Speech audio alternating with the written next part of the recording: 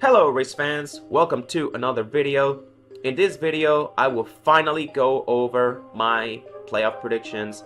The main reason I took so long is because, again, I was focusing on other videos, prioritizing other videos first. But the main reason was because I was also a little bit wishy-washy on some of these predictions. As you can see, the playoffs are now the chase. They're no longer the playoffs, so because of that, my structure and the way I will be doing my predictions have changed.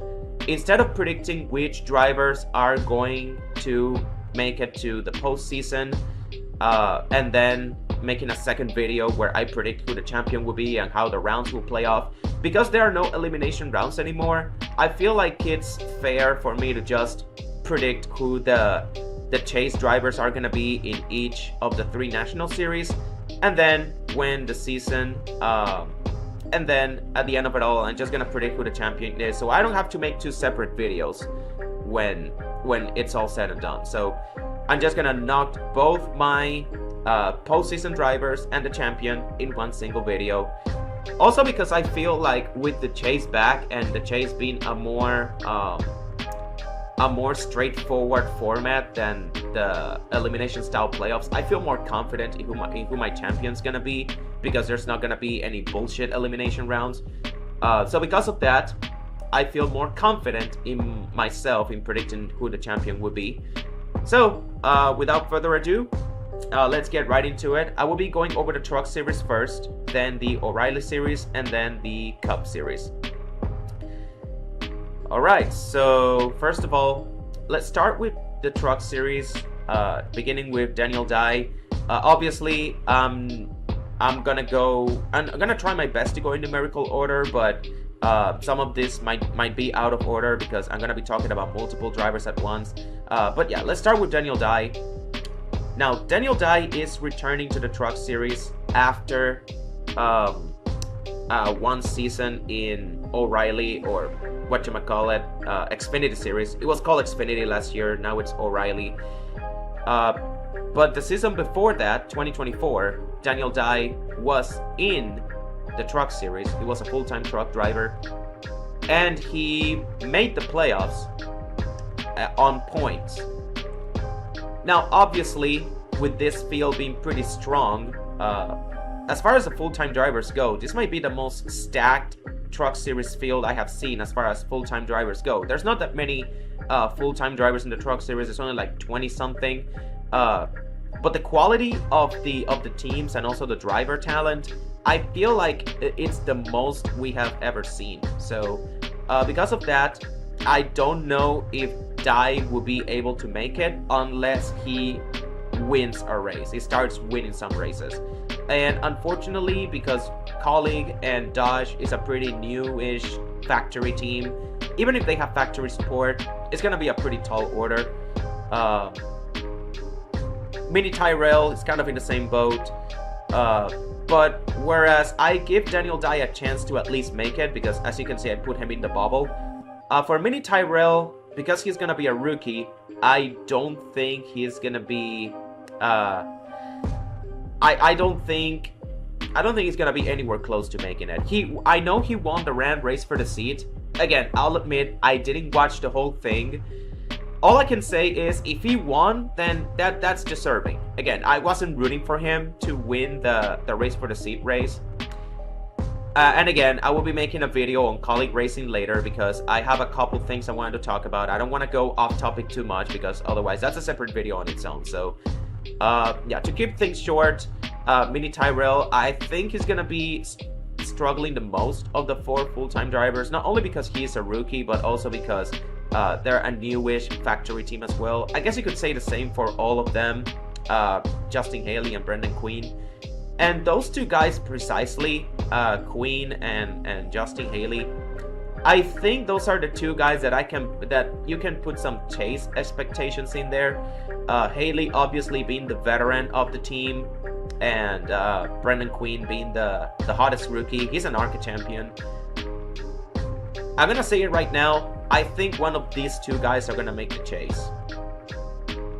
As for who I think this will be, again, this is one of those things that I was a little wishy-washy on. At first I had Brendan Quinn making it, then I had Justin Haley making it. And again, this is one of those predictions that could go either way. But as of right now, I think I'm gonna go with Butterbean because I have a lot of expectations for him. I'm really high on the guy. ARCA champion, also late model driver. I just really like drivers with late model backgrounds. I usually gravitate towards those guys. But again, Justin Haley, I could also see him there. Again, this is one of those predictions that might flip as the season goes on. But as of right now, I got Butterbean in the playoffs. Also because I feel like Dodge needs some representation in this field. So yeah, moving on to Tricon Garage, we got Caden Honeycutt. This guy is a shoo-in for the chase, especially now that he is taking over the number 11 truck from Corey Heim, which in my opinion is the best ride in the Truck Series Garage as of right now. And Honeycutt, the season before, he was an outside threat to win the title, made it all the way to the Championship 4 in Phoenix. Now obviously Championship 4 is not a thing anymore, but with Tricon, him now driving for Tricon, I feel like that's not going to be an issue. I think it's going to be a title contender either way. It's going to compete for wins or, outright win some races.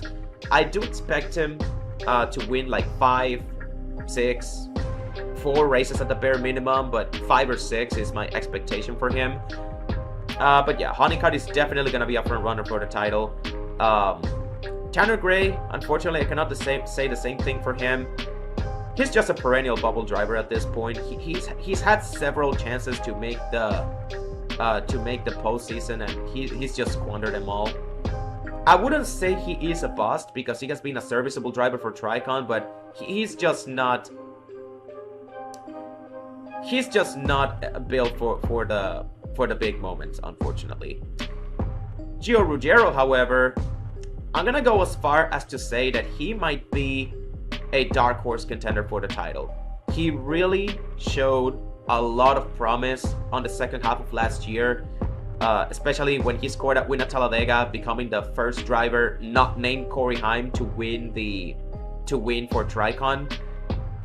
So because of that, I do expect a big year, a massive leap from Ruggiero. Not a massive leap per se, but I do expect him to make some noise. He's gonna handily make the chase. But he might also be a dark horse contender. I have him competing for a top 5 spotting points at the very least. Okay, so moving on to Thor Sport Racing. We got the newest signing, Cole Butcher. Yeah. Unfortunately, I don't have many big expectations for him. Again, I've gone on record to say that I wish they signed Luke Fanghaus or Luke Baldwin instead, one of the part-time drivers that drove for them last year. Of course, apparently Luke Baldwin, he's gonna be racing in the O'Reilly series. For how many races, I don't know, but apparently he declared for Rookie of the Year. But still, Luke Baldwin was there and he drove for them part-time, so going with Cole Butcher, again, it's not that big of a deal considering that Luke Fanghaus and Luke Baldwin, they didn't have a big body of work. But still, Cole is a largely unproven driver. And also he is going to be taking over the number 13 at Thor Sport, which it doesn't matter how many shuffling Thor Sport does to their in-house roster. Unfortunately, the 13 is always going to be the 4th wheel. It has been proven at this point.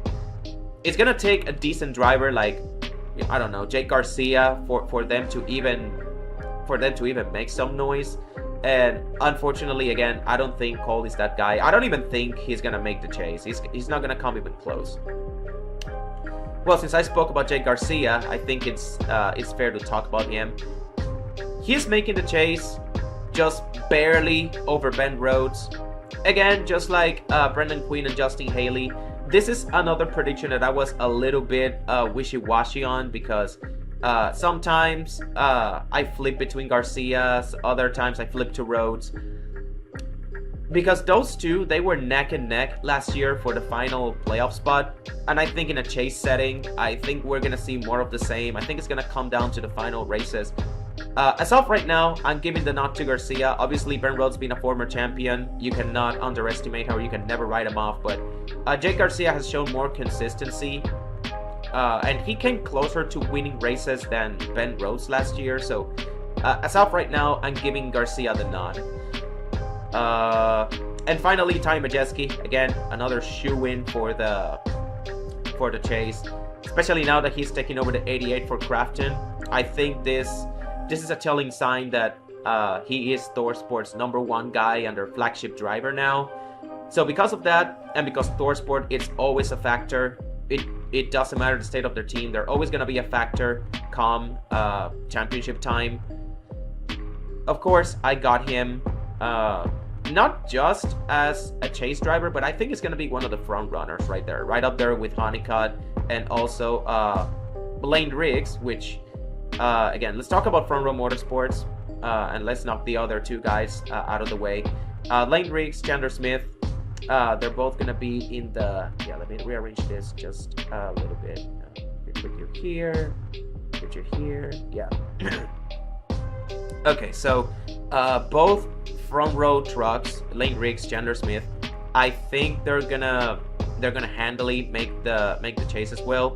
Lane Riggs, obviously, he has established himself now as the new #1 guy on the team. So I do expect him, especially since he was the second best guy on the year last year. I think he is going to be one of the title favorites. Him and Caden Honeycutt, I cannot wait to see the battles that these two will have over the course of the season. Okay, let's move over now to the Chevrolet guys. McAnally, Tyler Ankrum, let's put him over here. He's going to be another one of those drivers that he's going to handily make the chase. Daniel Hemrick, same thing. Let's just put it right here. Chris Wright, hell nah. And finally, Christian Eckes. Let's put Eckes here. I think Eckes, even with the new team that he's going to be driving, obviously, he's back in McAnally, but he's not going to be driving for the same team that he drove for. He's not even going to be the same crew chief, the same pit crew, because Daniel Hemrick has now established himself in the 19.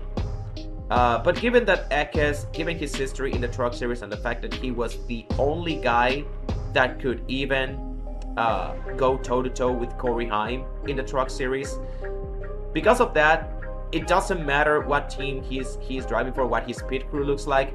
I think it's going to be a contender, definitely.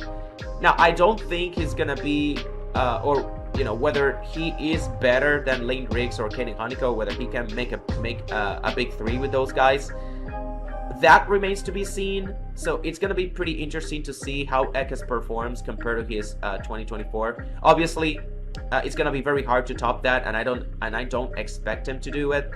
But if he comes even close to his 2024 self, I think Honeycutt and Lane Riggs better watch out, because Eckes, we saw what he did in 2024. He outran Corey Heim. He posted a better average finish. He didn't score as many wins as him, but he was more consistent. So if we see any of that this year with Eckes, again, I think it's going to be a strong contender. Daniel Hemrick and Tyler Ankrum, I think those two guys are pretty much interchangeable. I don't think there's much difference between these two guys. Obviously, Hemrick, I feel like he's gonna be slightly better because of the experience, but Ankrum, he definitely showed. I feel like 2025 was his breakout season, even if he only won one race. I feel like he has shown to be more comfortable, and I think that he has found his home at McAnally. That 18 truck is now his, and again, now it's just all a matter of, again, just building upon what he did last season, I guess. Okay, so I guess that's the 10 driver chase field now.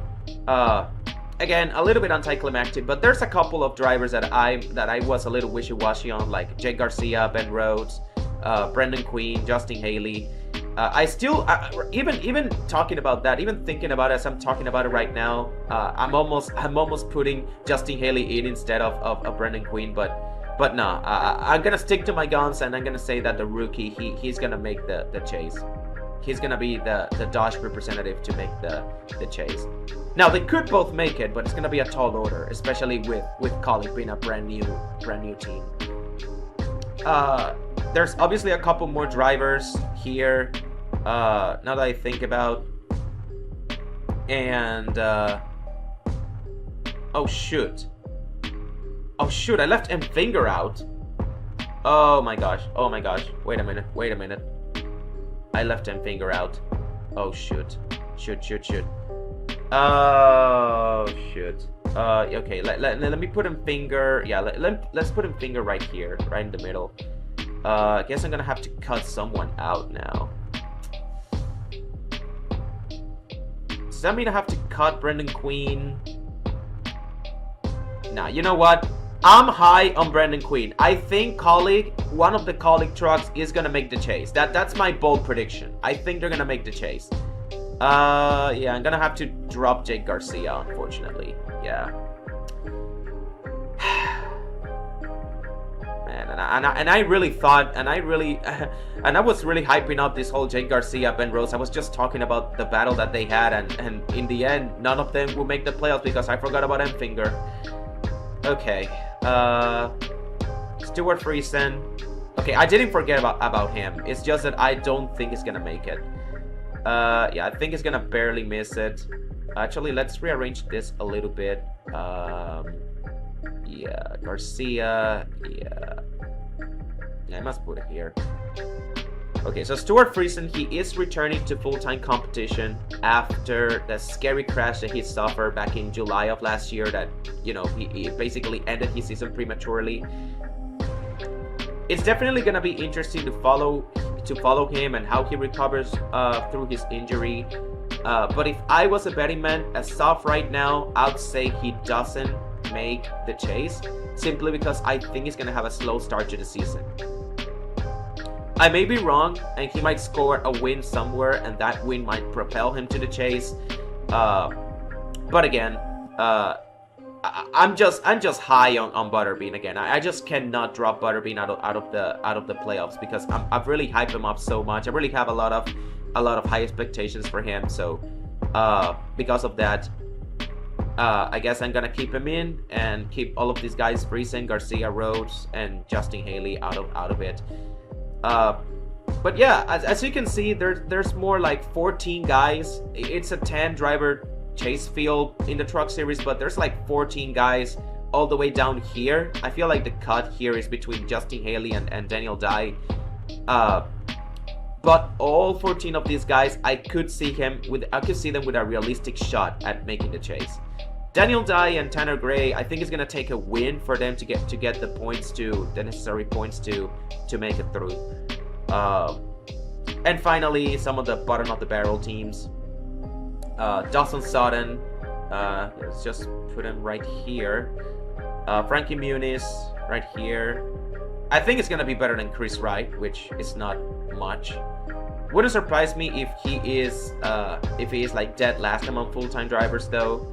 But again, I just don't like Chris Wright, so I'm gonna give Muniz the benefit of the nod here, the benefit of the doubt.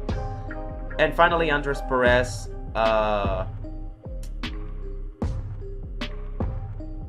I mean, I don't have him making the chase, but again, it just feels wrong to have him here, so I'm just gonna put him here. Yeah, but he's just barely here. Again, I could have just put it here to just balance things out, but yeah, no. Even if I don't think he's gonna have a shot at the chase, he's just way too good to be grouped with these guys. So yeah, that's my truck series feel.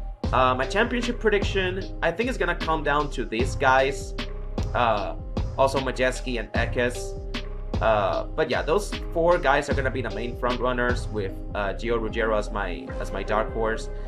But between these four guys, I think I'm gonna give it to Lane Riggs, simply because he has, even if the 11 I think is gonna show more speed, Lane Riggs is a better driver than Caden Honeycutt, just slightly. I think Honeycutt is a pretty talented driver as well, on the same tier as Lane, but the thing about Lane is that he has continuity. He is racing that number 34 truck that he's racing is the same truck that he has raced with ever since he started racing in the Truck Series full time. Obviously, Honeycutt is going to take some time to adjust, especially at the start of the season, so he might have a bit of a slow start. By the second half of the year, he's going to start competing for wins, but by that point, I think Lane Riggs would have built himself a bit of a cushion, and he's going to continue that momentum into that chase, and I think he's going to outdo him and win. So yeah, Lane Riggs is my prediction, 2026 Truck Series champion. Moving on to the O'Reilly Series, we got 30 full-time guys here, so it's gonna be a little bit of a longer. You think it's gonna be a little bit of a longer list, but one thing about you need to know about the O'Reilly Series is that it's very, very top-heavy.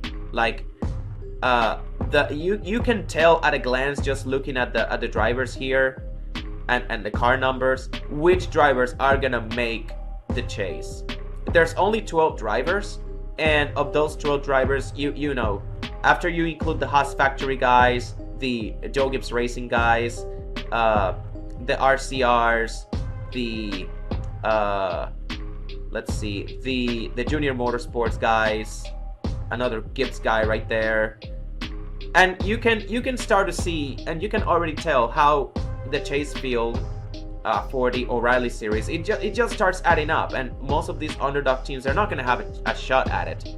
Even if they win, they're just going to have to start racking up results or hope that one of these guys, they just end up messing up. But let's go over some of these guys, because I have some interesting things to say. Obviously, Allgaier, not much else to say about him. Jesse Love, Austin Hill, again. I think the champion is going to be one of these three guys. Which of the three that will be, I will go over that later. Sam Mayer, I think he is going to be the number one guy at Haas. Obviously, Sheldon Creed is yet to win a race at this point. Taylor Gray. Now, Taylor Gray, similar to Gio Ruggiero in the Truck Series, I think he's going to be a dark horse for the title. I expect a big breakout season for him. Obviously, right now, Brandon Jones is the number one guy on the team. But Taylor Gray has more potential. I see more potential in him. He finally got the monkey off his back late last season with that fall Martinsville win. So this year is going to be all about building upon that and trying to mount a championship run. I think he can finish as high as 14 points behind those three. But as of right now, he is my dark horse pick. William Sawalich, I think a lot of people may be surprised that I got him in the chase, especially considering that he had a really abysmal first half of the year last season. But in the second half, he showed some promise. So the only thing, my expectation is that he just continues to build up on that. And if he does, I think he's going to make the chase pretty handily. He might even win a race along the way. Obviously, that remains to be seen, the winning a race part, but making the chase, it's an expectation. Every time you're driving a Joe Gibbs Racing car, you are expected to be like a top 10, top 12 in points guy, at the very least. Sammy Smith, yeah, I guess I'm just put it right around here. Carson Cavapel, even if he's driving the season for two different cars, he's going to be driving for Junior Motorsports. He's just going to split the season between the 1 and I believe he's going to be racing the 9, because if it's in-house with JRM, there's no other team he can run with, because Allgaier, Sammy Smith, Raja is going to be racing the 88, and then the 4 Hendrick Cup guys are going to fill in the gaps. So yeah, it remains to be seen what will happen with Cavapel, but at the moment, I guess I could just put him right around here. Let's put him right around here, yeah. Now, Brent Cruz is interesting. You might notice that I didn't include him among the list of guys that I have making the chase, and it's because I think he's gonna miss missing the first 4 races. Obviously, he's gonna get a waiver, but I don't think the waiver is necessary because, in my opinion, if you make the top 12 in points while missing 4 races, you more than deserve to make the chase anyway. So, I don't think he needs a waiver. I think if he makes the top 12 outright, he is a more than deserving chase driver. But the thing is, I don't think he will be able to. I think those 4 races will go a long way, and they're gonna make a huge difference at the very end. So unfortunately, unless he goes on a Connor Silich type run and he wins like 3 to 4 races to make up for the lost ground, I don't think he's gonna point his way in on the chase. I almost forgot about Corey Day, by the way, driving accidentally. Yeah, I guess I could just put him right around here. Yeah, let's put him right around here. Again, similar to Williams and Wallich, Corey Day, a little bit of an unproven driver, bit of a question mark, but every time you're driving a Hendrick car, you're expected to make the chase. So yeah, just gonna put it right here. So with the Brent Crew situation, so with the Brent Crew situation still up in the air, still remains to be seen how many points or how many wins he's going to have, because it's going to be a matter of how many races he wins, because he's going to be missing the first couple of races, and obviously those are he's going to be starting with a bit of a deficit right there. So that leaves a pretty much an open spot for one of these underdog teams to actually point their way into the chase. Now, who will that driver be? Well, there are a couple candidates. Obviously, the Viking Motorsports duo, Parker Retzlaff, Anthony Alfredo. Again, Viking Motorsports, they made some strides. They acquired a lot of Colic Racing's old Xfinity Series equipment. And because of that, they have expanded to a 2-car operation. They're definitely there. They're definitely gonna be like on the bubble, but unfortunately, as the final races go on, or as the season goes on, they would just start thinning out. Sam Hunt Racing, with now Harrison Burton as well as Dean Thompson. It wouldn't surprise me if Harrison made the playoffs over Brent Cruz, and also Dean Thompson. He was pretty solid. I'll admit, I wasn't a big believer in Dean Thompson, but he really showed a lot of consistency last year. He showed that he belonged. He was a solid top 15 guy. Now, obviously, it remains to be seen which of the two will be the number 1 guy, either him or Harrison Burton. I think it's gonna be Harrison, but again, Dean Thompson is more established with the team, so I may be wrong, but those 2 guys are definitely chase candidates for me. Jeb Burton, definitely a chase candidate, but more like on the lower end. Blaine Perkins, unfortunately, I don't think he will. Nick Sanchez, again, simply because AM Racing made the chase last year, you could have him penciled in as one of the chase driver, as a 12 chase guy. And also, especially considering that Nick Sanchez actually won a race, unlike Harrison Burton. Thing is, however, AM Racing is a massive question mark because they were supposed to sell, but in the end they didn't sell, and now they're gonna be racing full time, and it's a whole mess down there. So again, they could be solid again, but it still remains to be seen how solid they will be. For all we know, they could fall apart because of the whole failed sale of the team thing. But as of right now, I'm gonna put them on the bubble because Nick Sanchez is a solid driver, and I think he can keep the team afloat. As of right now, I'm gonna put them below Sam Hunt Racing though. RSS Racing, Kyle Sieg. Unfortunately, the bubble is just too stacked. I cannot justify putting Kyle Sieg on that tier. Ryan Sieg, however, I could see him right there. Of all the underdog teams, the RSS 39 of Ryan Sieg has been like at the top of that. When you think of like underdog teams that can sneak their way into the chase, Ryan Sieg is usually the first guy that comes to mind. Jeremy Clements, not really, but again, because we have seen him make the chase in the past, again, I don't think he's gonna make a top 12 in points, but because of the fact that he has made it before, I guess I gotta put him here. Yeah, I guess I gotta put him here, but like on the very low end. Patrick Staropoli, unfortunately, I don't have much expectations for him. Austin Green, I'm really high on Austin Green, I'm not gonna lie. I'm gonna put him just above Jeremy Clements, in my opinion, but yeah, the main reason I'm putting him this high is because I have a lot of expectations from him. I'm really high on the guy. He really showed a lot of promise on his part-time stint last year, and I think he can follow it up. Ryan Ellis, no.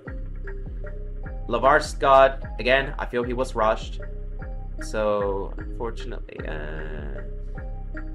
a little bit wishy-washy. I'm gonna put him right here. Josh Williams, returning to DGM Racing, but unfortunately his stock has really dropped ever since. I guess I'm just gonna put him right here. Yeah. Brennan Poole, again, another bubble driver. Man, this bubble's getting pretty stacked now that I'm looking at it. Yeah, I guess I could put Brennan Poole right here. Yeah, actually, now that I think about it, I'm gonna have to drop Clements down here. Again, I don't like grouping Jeremy Clements with these guys, but it's just really hard to justify. I don't want the bubble to be too crowded.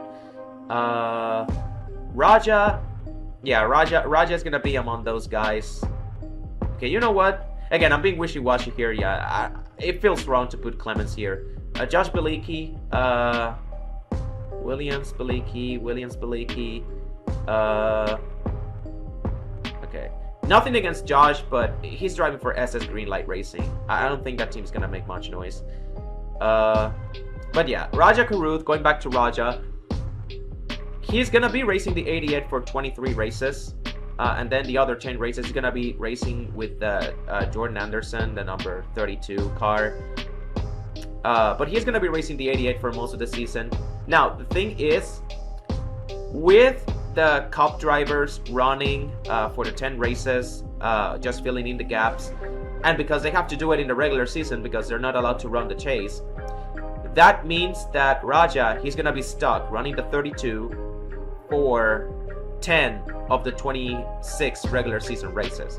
So 16 races in the 88 and then the other 10 races in the Jordan Anderson 32. Because of that, I don't think he is gonna make the chase, and as a matter of fact, I think it's gonna be somewhere down here, because those 10 races are gonna go a long way towards him making the chase or not. I think those 10 races with the Jordan Anderson 32 are really gonna determine whether he makes the chase or not, and unfortunately, I don't think he will. So, let's see here. Okay, so there's still one spot left in the chase, and if it's not gonna be Brent Cruz, it's gonna be one of these guys. I think the cutoff is right around here between Dean Thompson and Nick Sanchez. Depending on how Nick Sanchez performs, I guess you could say there are 17 drivers with a realistic shot at making the chase. Because of course, I'm not ruling out a Brent Cruz breakout, but I just don't think it would happen. So if it's not Brent Cruz, not Nick Sanchez, I think it's gonna be one of those three guys. If you ask me, I'm going with Ryan Sieg. I think Ryan Sieg is gonna make the chase as a 12th driver, right over these guys. And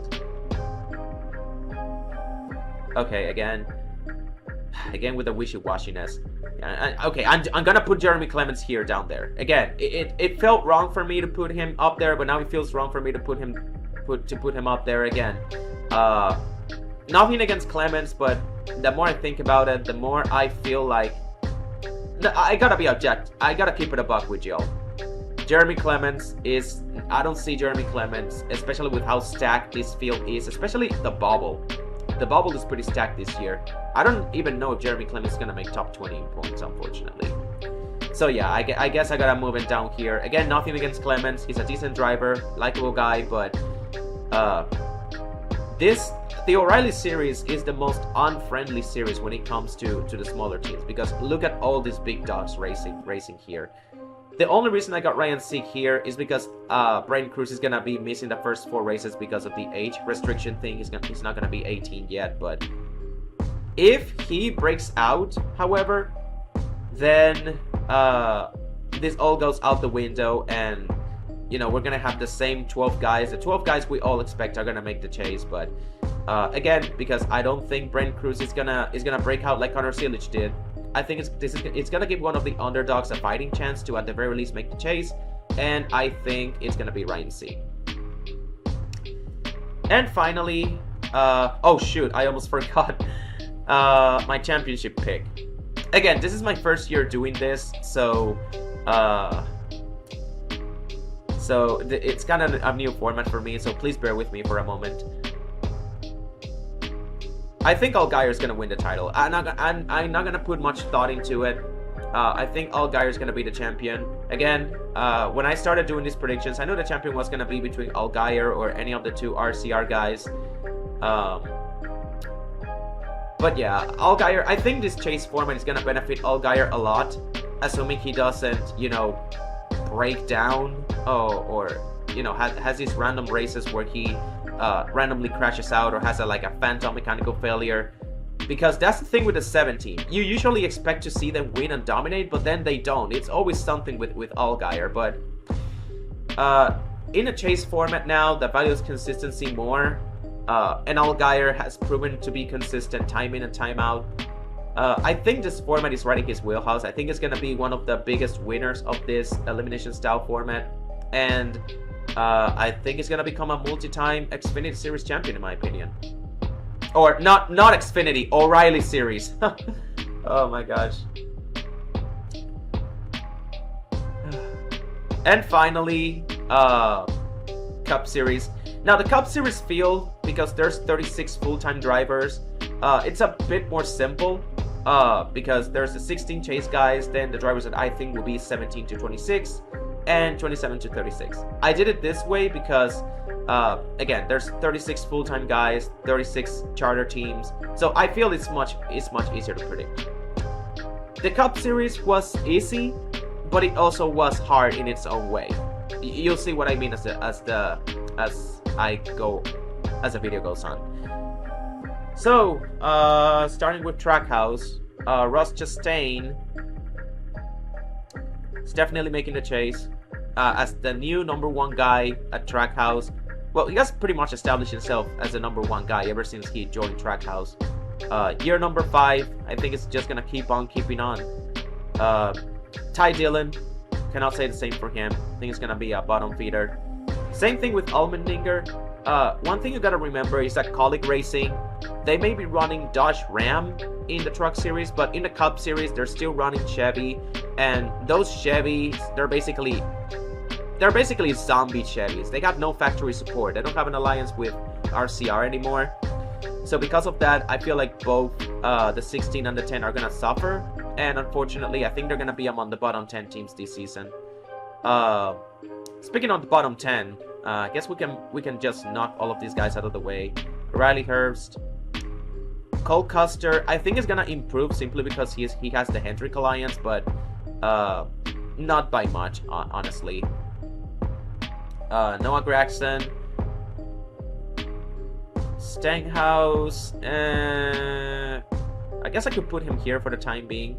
Obviously, I'm gonna rearrange this as I keep talking about the drivers and as I keep going over them. Cody, where is Sissy? Last place guy. Suarez, that 17 is a mess.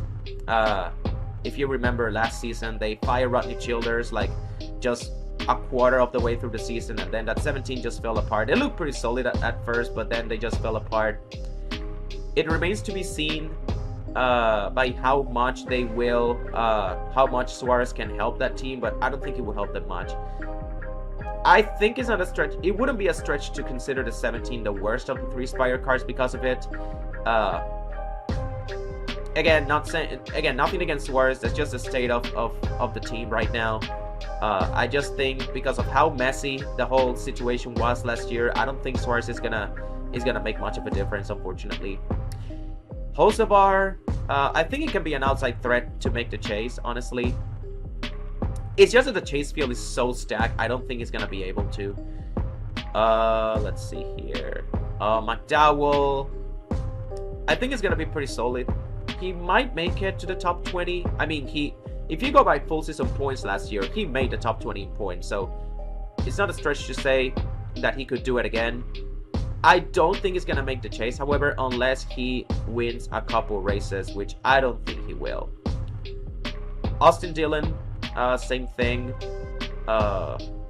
Still remains to be seen, because if it was like Austin Dillon from 2021, 2022, then he would definitely make the chase, but Austin Dillon, ever since 2023, Austin Dillon has been pretty inconsistent.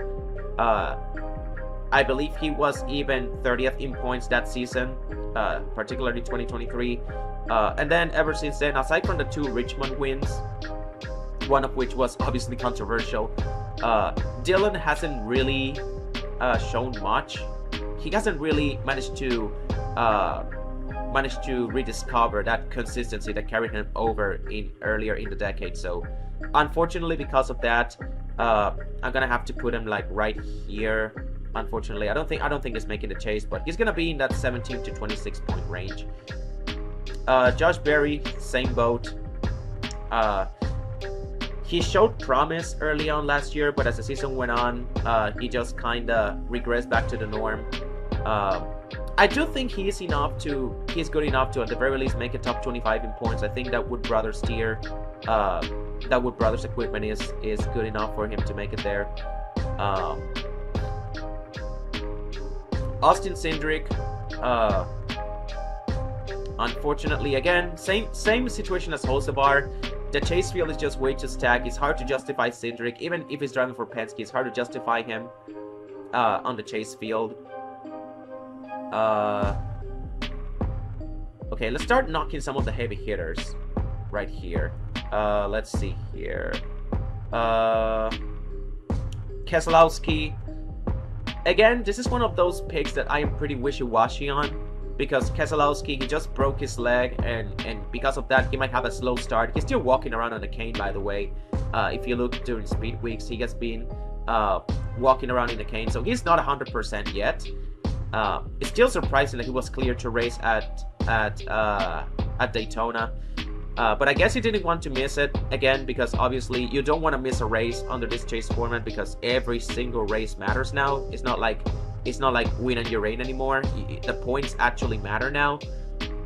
So because of that, it's very possible that Keselowski has a slow start and he ends up missing the chase because of it, similar to last year. But because RFK, they showed a lot of consistency last year, and they had all 3 of their guys missing the playoffs, even though that's because they didn't score a single win. But obviously, under a 16-man chase format, top 16 in points, we would have had Chris Buescher and Ryan Preece making it in. Speaking of Chris Buescher and Ryan Preece, I might as well put them out here. All 3 RFK cars, in my opinion, are making the chase. I think this format is going to benefit them a lot. Another driver that this is going to benefit a lot, this new format, is Chase Elliott. I think it's going to be... I could see Chase Elliott becoming a dark horse contender for the title, as a matter of fact. Because, again, formats that encourage or, value consistency more, they put more emphasis on consistency. I feel like that points format benefits Chase Elliott, because Elliott is he has historically been a very consistent driver. He has been arguably, if you look at average finish, you can make a case that Elliott has been arguably the most consistent driver in the Gen 7 era. It's just that he doesn't have the wins. Outside of 2022, he hasn't won much, and because of that, he hasn't made it that far into the playoffs. But now in the chase setting, I feel like Chase Elliott might be a dark horse for the title, not gonna lie. Let's see here. Todd Gilliland. Okay, for the moment, I guess I'm just gonna put him here. Again, I'm gonna rearrange this as the video goes on. Saint Smith, I could also put him here, especially since he was the best front row motorsports guy last year. Gillen was a little bit disappointing, but I expect him to bounce back. The legacy guys, Eric Jones. Okay, I guess I could put Eric Jones all the way up here, and then John Connor. I guess I could put him here. Legacy gets look pretty fast on Speed Week, so I guess I could. So I guess I could put them right here. Eric Jones, like Hocevar, he's another one of those drivers that has like an outside shot at the chase. Okay, here's my bold prediction. I think SVG is gonna make the chase. It may not seem like much because, you know, he is usually on road courses, and then on ovals he's just like mid. But if you paid close attention late last season, SVG, he showed some speed on some of the ovals late last year. He qualified top 10 at New Hampshire, and for parts of the Kansas and Las Vegas races, he ran top 10 or top 15 or close to it. He just didn't have the finishes to show for it in those races because he got involved in incidents. But my expectation for SVG, and because of that, he's gonna be one of my drivers to watch for. It's gonna be because of his development on the ovals. Because if he maintains, like he starts racking up like consistent top 20 finishes on ovals, and then because the road courses are all in the regular season, there's no road courses, there's no Charlotte Roval in the chase. Because of that, all of the road courses are in the regular season, and there's 5 of them. If SVG wins 3 or 4 of those road courses, like he doesn't have to win all of them. I don't think he will. He might, but I don't think he will personally. But if he wins like even 3 or 4 of them, and then he maintains like top 20 speed consistency at all of the other oval tracks, I think he can point his way into the chase. I think he can. Obviously that's kind of a bold prediction, but I'm rolling with it. It's gonna leave one of these guys out, definitely. It's not gonna be Hamlin.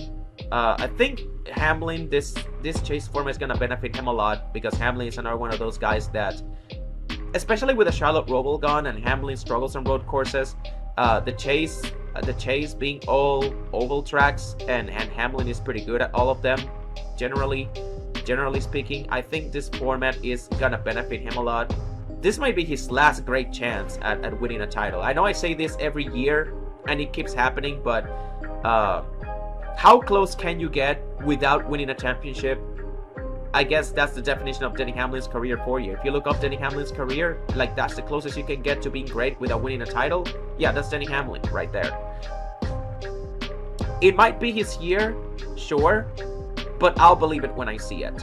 At this point, I'll believe it when I see it. This man has really gone through so much heartbreak. I don't know how he can just wake up in the morning and just keep racing, especially with how tragic the offseason was to him, how difficult it was to him. But I definitely feel he will make the chase, and he will be a contender. As the season goes on, we'll start to see more of the usual Denny Hamlin. He might have a bit of a slow start because of the emotions, but as the season goes on, I think it's gonna be fine. Ryan Blaney, speaking of drivers that are gonna be fine. Joey Logano, he's also gonna be fine. A lot of people are saying that Logano is not gonna be a contender anymore. He's not gonna be a champion anymore. That even year Logano is over. And sure, obviously, Logano is not going to be a front runner to win the title, in my opinion. But he is still good enough to make it to the top 16, okay? Even in 2024, which was a pretty bad season for him for his standards, and he shouldn't have won the championship that year. But even in 2024, when he was struggling and just surviving off of wins alone, he was still good enough to be top 16 in points. He was, outside of the races that he won, he was just mediocre, but he wasn't bad, okay? he's not gonna be, again, he's not gonna be a title contender, but he's not gonna be bad enough to where he's gonna miss the chase. I don't think he will.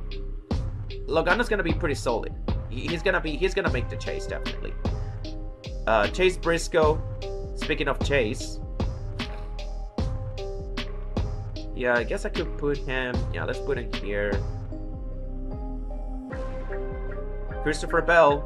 Speaking of drivers that I think are gonna benefit a lot from the chase, because Christopher Bell, if you look at the whole full season points thing, depending on which full season points format you use, if it's like the full season format without playoffs or the Winston Cup format, but Christopher Bell is always either a champion or at the very least contending for one. He's either first or second in points, pretty close to winning a title. So because of that, a chase format I think is gonna benefit Christopher Bell a lot, just like Chase Elliott and the RFK guys. I think Bell is gonna benefit a lot from this revamped chase format.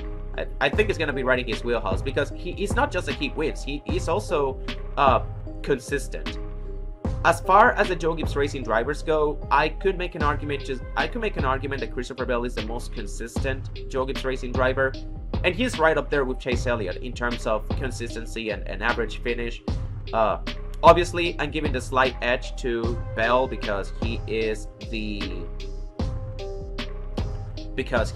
won more races, but as far as consistency, as far as pure consistency goes and average finish, they're both right up there, honestly. Bubba Wallace, yeah, I think it's gonna make the chase. Let's see here. William Byron again,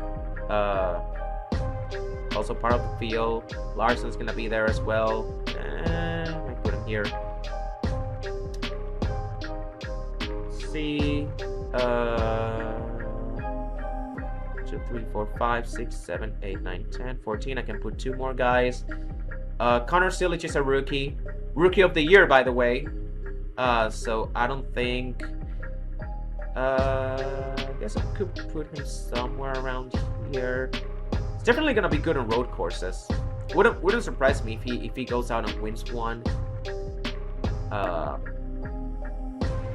If he wins a race, my guess is it will probably be at Watkins Glen, because that's, in my opinion, the best road course. The road course where he's got the most results in, or where he's got the most success in. But I don't think that win's gonna be enough for him to make the playoffs. I think, or the chase. Sorry, I keep calling it playoffs, but that win is not gonna be enough for him to make the chase. Okay. Let's see here.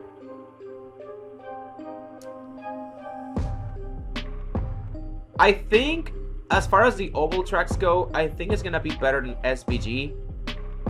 But he won't have the success that SVG has on the road courses. And again, he's a rookie, especially rookies in the Cup Series, they tend to struggle because it's a big jump from O'Reilly to the Cup Series. It's a massive jump, even for someone as generational as Silich.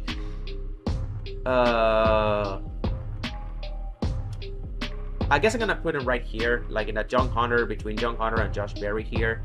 Yeah, I'm gonna bump Stenhouse out because it's already 17 to 26 range.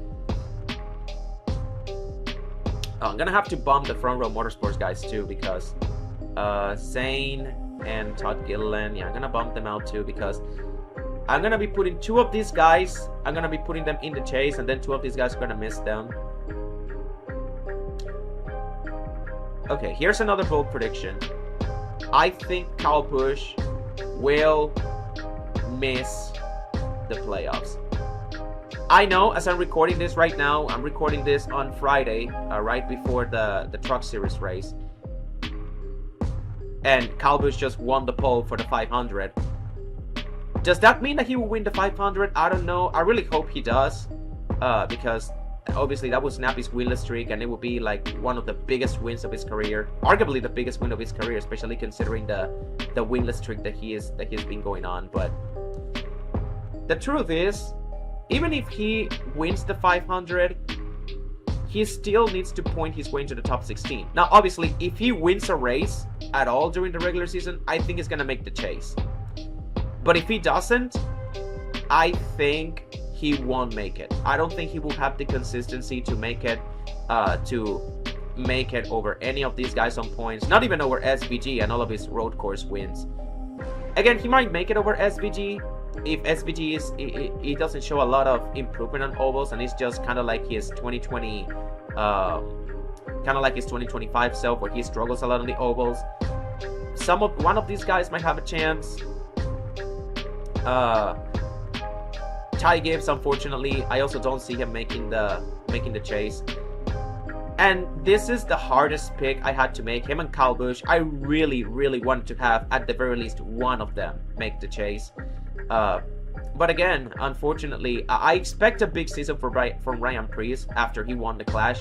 And again, SVG with all of his road course wins, I think is gonna point his way in. That's another one of my bold predictions. So because of that, with Preece and SVG making it in, unfortunately, I had to knock Kyle Busch and Ty Gibbs out.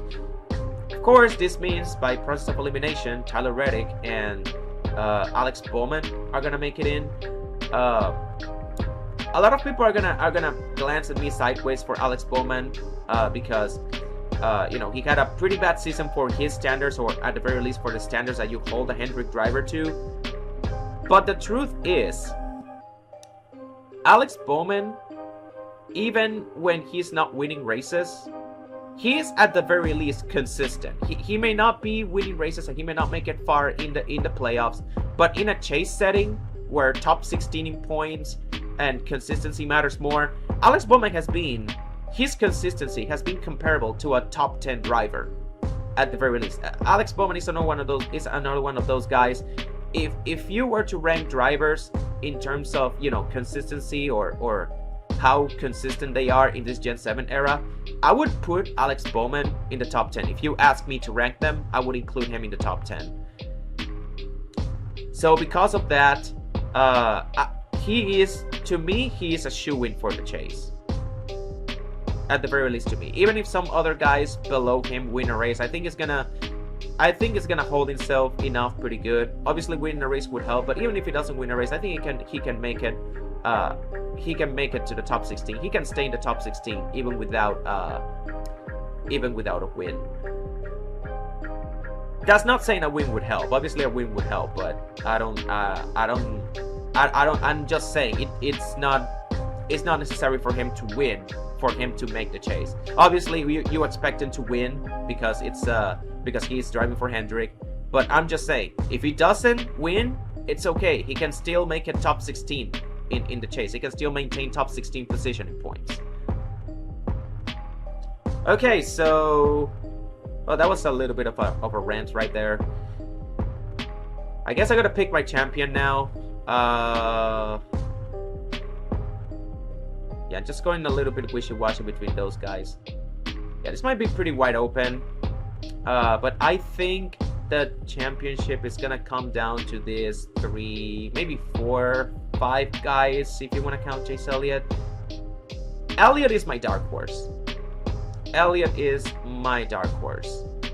But then anyone above him is like a title contender for sure. So it's gonna be one of these 4 guys. I'm gonna go Christopher Bell. I don't know why I was keeping y'all waiting with a dramatic pause. It was always Bell for me. The moment the chase format was announced and the moment I started making this video, I knew it was always gonna end with Christopher Bell as my champion. So yeah, again, a little bit of wishy-washy on this. I feel like all the way down to Austin Cindric, I feel like Cindric is the cutoff. There are 20 drivers that can realistically make the chase, in my opinion. There are 20 drivers that can realistically make it in. From Michael McDowell on back, I don't think they can make it in. But again, 17 to 26. These guys are here because they are in the 17 to 26 points range. Again, I may be wrong, and that's fine. Again, that's what these predictions are for.